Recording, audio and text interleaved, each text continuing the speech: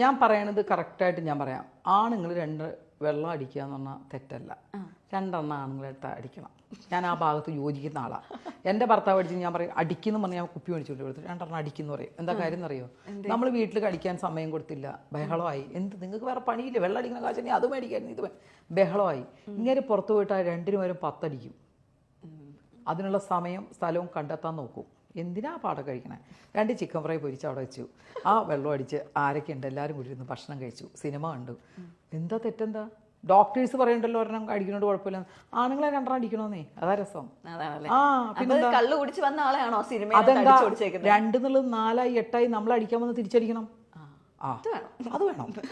അത് ശരിയാണോ? അങ്ങനെ അവര് സൂഹിക്കാൻ പാടില്ലല്ലോ. നമ്മളെ തല്ലാനല്ല നമ്മൾ മദ്യം കുടിക്കാൻ പറയണത്. മദ്യം കുടിച്ച് നമ്മൾ നല്ല സമാധാനമായിട്ടിരുന്ന് 2 ചിക്കൻ ഫ്രൈയോ എന്തെങ്കിലുമൊക്കെ ഭക്ഷണം കഴിച്ച് എല്ലാവരും കൂടെ ചിരിച്ച് സംസാരിച്ച് സിനിമ കാണുക, നല്ല കാര്യങ്ങൾ ചെയ്യുന്നതിന്